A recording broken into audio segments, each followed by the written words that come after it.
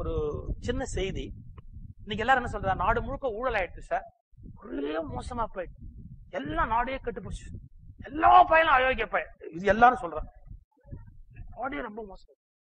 இல்ல பாருங்க, இதுல 3 ஸ்டேஜ் இருக்கு. நாடு கெட்டு போயிடுச்சுன்னு சொல்லிட்டு தானும் கெட்டு போயிடுறது. இப்படி சில பேர் உண்டா இல்லையா? இன்னும் சில பேர் எப்படின்னா, நாடு கெட்டு போயிடுச்சு, அதனால இந்த நாட்டுக்கு எனக்கு சம்பந்தமே இல்லை.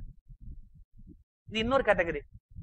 3வது ஒரு கேட்டகரி ரொம்ப கம்மி. என்னன்னா, அதுதான் இந்த கெட்டதுக்கு மத்தியிலையும் இந்த பூந்து கஷ்டப்பட்டு வெளியில வந்து இந்த நாட்டை எப்படியாவது மாற்றிடணும், மாத்துறது. இந்த நாடு அடிமை நாடா இருந்தது, வெள்ளக்காரன் வச்ச சட்டம் இருந்தது. அப்ப ஆமா வெள்ளக்காரனை மீறி நம்ம ஒண்ணும் பண்ண முடியுமான்னு கேட்ட போது, அந்த வெள்ளக்காரனோட ஒத்து போய் சம்பாரிச்ச எத்தனை பேர்? நமக்கு வெள்ளக்காரன் சம்பந்தமே இல்ல, கவர்மெண்ட் எடுத்துக்க வேண்டாம், வீட்டிலேயே பேசாம இருப்போம், அமைதியா இருந்தவங்க எவ்வளவு பேர்? அந்த வெள்ளக்காரன உள்ள போற மாதிரி போய் எதிர்த்து சண்டை போட்டு இந்த நாட்டை மீட்டு ஒரு கொடியை கொண்டு போய் ஏற்றி இந்த நாடு சுதந்திரமான நாடுன்னு சொன்னவா எத்தனை பேர்? Very few. இப்ப 3 வகை இருக்கு இல்லையா ஒரு பிரச்சனையை அணுகிறதுல. ஒரு சின்ன உதாரணம் சொல்லுவா. ஒரு பையன் ஒரு மாம்பழம் ஒண்ணு கல்ல விட்டு எறிஞ்சான். மாம்பழம் ஒண்ணு கல்ல விட்டு எறிஞ்ச உடனே அந்த மாமரத்துல மாம்பழம் விழுந்தது. ஆனா எங்கன்னா ஒரு சேத்துல போய் விழுந்துச்சு. இவன் அடிச்ச கல்லு சேத்துல போய் விழுந்துச்சு. இந்த பயலுக்கு மாம்பழம் கிடைக்கல. கல்லும் உள்ள போயிடுச்சு சேத்துக்குள்ள, பழமும் உள்ள போயிடுச்சு. வருத்தமா அந்த பையன் அப்படியே போயிட்டான்.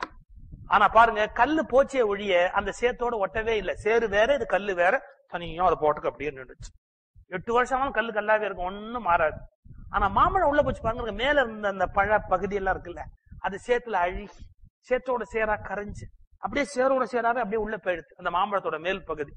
ஆனா அந்த கொட்டறது இல்லையா விதை, அது மட்டும் என்னன்னா, அது எப்படி நாம இதோட கரையிறது அப்படின்னு வெயிட் பண்ணி அந்த தண்ணி அந்த சேத்துக்குள்ளேயே இருந்து மெதுவா முழிச்சு உள்ள ஒரு வேரை இறக்கி திறந்து இலைய விட்டு கிட்டு கிட்டு கிட்டு கிட்டு கிட்டுன்னு வளர்ந்து ஒரு பெரிய மரம் ஆயிடுச்சு.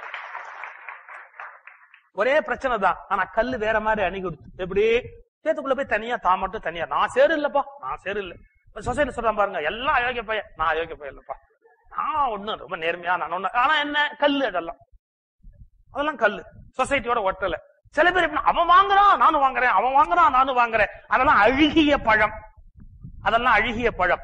இந்த அழுகலுக்கு மத்தியிலும் உயிர்த்து எழுந்து மீண்டும் பழத்தை கொண்டு வருகிறதே, அந்த வித்தை போல் நம்மில் எத்தனை பேர் இருக்க போகிறோம்? அந்த விதையை போல இந்த அழுகலுக்கு மத்தியிலும் ஒரு உன்னதமான உயர்ந்த மனிதனாக மாறி வெளியில் வரப்போகிறவர்கள் நம்மில் எத்தனை பேர்?